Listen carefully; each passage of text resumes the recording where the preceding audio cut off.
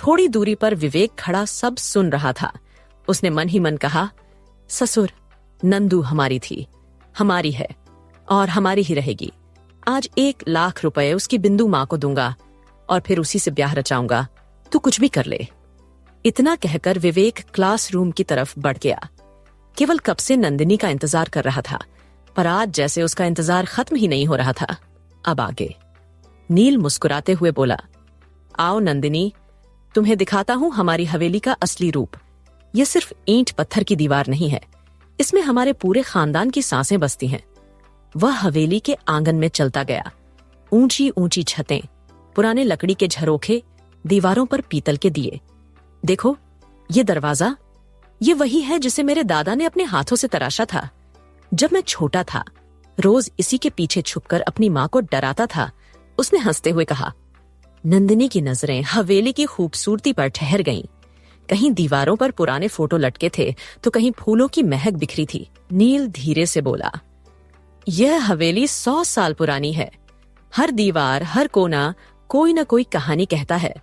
बचपन में जब बारिश होती थी नंदिनी, तो मैं इसी बरामदे में कागज की नावें चलाया करता था। वह थोड़ा रुक कर बोला, तुम नहीं जानती, पर बचपन में तुम्हारी दादी तुम्हें भी यही लाती थी। तुम बहुत छोटी थी, हमेशा रोया करती थी जब वो लौटती थी। तुम्हारे आंसू देखकर मैं तुम्हें हंसाने की कोशिश करता था।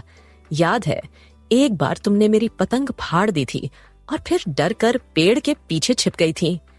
नंदिनी हैरान होकर बोली, सच? मुझे तो कुछ याद नहीं। नील मुस्कुरा दिया, मुझे तो सब याद है, हर छोटी बात। शायद इसलिए कि वो बचपन मेरे लिए बहुत खास था। नंदिनी चुप थी, पर उसके मन में तूफान चल रहा था। उसे याद आया कि आज उसे कोलार्ज जाना था, केवल से मिलना था।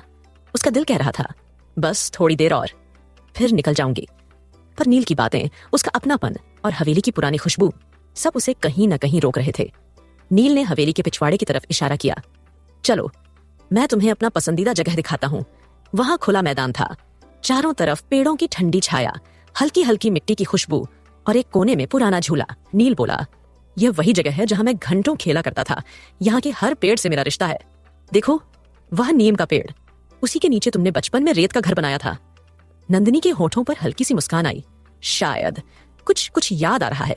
नील ने उसकी आंखों में देखा और धीमे से बोला, कभी कभी जिंदगी वहीं ले आती है जहां से हम शुरू हुए थे। इतने में अचानक एक तेज हवा का झोंका आया। नंदिनी का दुपट्टा उड़कर उसके चेहरे से हट गया और हवा में लहराने लगा। नील ने तुरंत बढ़कर उसे पकड़ लिया। कुछ पल के लिए समय जैसे ठहर गया। नील की नजरें नंदिनी के चेहरे पर टिक गईं। मासूमियत, सादगी और ऐसी सुंदरता जो शब्दों से परे थी। धीरे से उसने कहा, नंदिनी, मैंने आज तक तुम्हारे जैसी खूबसूरत और सच्ची लड़की नहीं देखी। नंदिनी का दिल जोर से धड़का। उसने जल्दी से दुपट्टा लिया, चेहरा ढका और झेंपते हुए नीचे देखने लगी। वह मुड़ी और तेजी से चलने लगी, पर तभी सामने से कुछ कुत्ते भौंकते हुए उसकी तरफ दौड़े। डर के मारे नंदिनी उल्टे कदमों से पीछे हटते हुए सीधा नील के सीने से जा टकराई। उसने डर के मारे नील को कसकर पकड़ लिया। उसकी सांसें तेज थीं, चेहरा कांप रहा था। नंदिनी के हाथ नील की पीठ पर कस गए थे। नील, जो अचानक नंदिनी के इस एक्शन को समझ नहीं पाया, वह स्तब्ध खड़ा रह गया। नील की भी दिल की धड़कन तेज हो गई थी। नंदिनी जो नील के सीने से लगी हुई थी, उसे एहसास हुआ कि कुत्तों की आवाज बहुत पास से आ रही है। नंदिनी के हाथों की पकड़ नील के पीठ पर काश गई और वह घबराते हुए धीरे से बुदबुदाई, हमें कुत्तों से बहुत डर लगता है। वह कांपती आवाज में बोली। नील ने मुस्कुराकर कहा, डरो मत, मैं हूं ना तुम्हारे साथ। उसकी आवाज में भरोसे का ऐसा असर था कि नंदिनी की धड़कनें धीरे धीरे शांत होने लगीं। उस पल दोनों की आंखें मिलीं और कुछ पल के लिए हवेली, हवा और वक्त सब थम गया। कोलाज के गार्डन के पास की बेंच पर केवल बेचैन होकर बार बार घड़ी देख रहा था। सर्द हवाओं में भी उसके माथे पर पसीने की बूंदें थीं। वह खुद से ही पुतपुताया, नंदू, आज तो तू आएगी ना? आज तो जवाब देगी ना? उसने अपने बैग से एक छोटी सी गिफ्ट बॉक्स निकाली जिसमें एक पायल रखी थी। वही पायल जो उसने नंदिनी के लिए खास बनवाई थी। कह देगी हाँ तो यही उसके पैर में बांध दूंगा, उसने हल्की मुस्कान के साथ कहा। फिर तुरंत ही बेचैन होकर उठा। पर वो आई क्यों नहीं अभी तक? हर आती जाती लड़की को देखकर उसका दिल धड़क उठता, पर जब भी समझ आता कि वो नंदिनी नहीं है, वो फिर सिर झुकाकर बेंच पर बैठ जाता।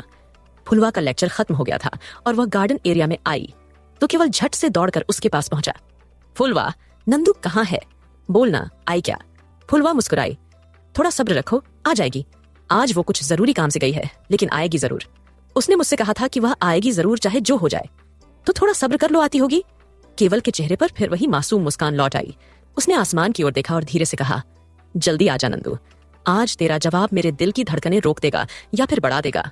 उधर हवेली में सुबह की धूप हवेली की पुरानी दीवारों पर सुनहरा रंग बिखेर रही थी। नील ने नंदिनी को अपनी बाहों में थामा हुआ था, जैसे वक्त ठहर गया हो। दोनों की सांसें एक दूसरे से टकरा रही थीं और पल भर को किसी ने कुछ नहीं कहा। तभी नंदिनी हड़बड़ाकर बोली, मुझे कॉलेज जाना है, देर हो जाएगी। उसकी आवाज में हल्की सी घबराहट थी, पर आंखों में अभी वो शर्मीली चमक बाकी थी। नील ने मुस्कुराते हुए कहा, अच्छा तो अब जाने की जल्दी है? नंदिनी कुछ कह नहीं पाई, बस झट से खुद को उससे अलग किया। तभी दूर हवेली की बालकनी में खड़ी माया भाभी ने यह सब देखा। उनके होठों पर एक जानकार सी मुस्कान आई। उन्होंने मन ही मन सोचा, शुरुआत तो हो ही गई। नंदिनी झेंपते हुए बोली, मुझे माफ करिए, मुझे देर हो गई। नील बस हंस पड़ा, फिर झुककर अपने 2 कुत्तों को सहलाने लगा। चलो मोती, चलो टॉफी, अब शरारत मत करो। दोनों कुत्ते पूंछ हिलाते हुए जैसे मुस्कुराए और बाग की तरफ भाग गए। नंदिनी अनायास ही हंस पड़ी। उसकी हंसी में वो सच्चाई थी जो नील के दिल तक उतर गई।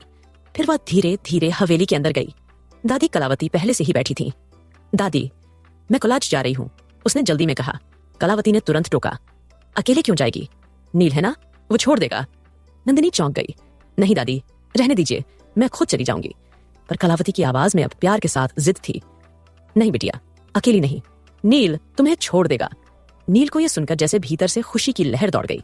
उसने शरारती निगाहों से अपनी भाभी माया को देखा और आंख से हल्का सा इशारा किया। माया ने भी मुस्कुराकर सिर हिलाया, जैसे सब समझ गई हो। नील ने मुस्कुराते हुए कहा, तो चलिए मिस नंदिनी, आपकी गाड़ी तैयार है। नंदिनी बस चुप रही, चेहरा शर्म से लाल था। और जब दोनों हवेली के गेट से बाहर निकले, हवा में वही पुरानी खुशबू घुल गई जिसे माया भाभी दूर से देखती हुई मन ही मन आशीर्वाद दे रही थी। क्या नंदिनी समझ पाए कि नील के दिल के जज्बात? आज कितना लंबा होने वाला है केवल का इंतजार?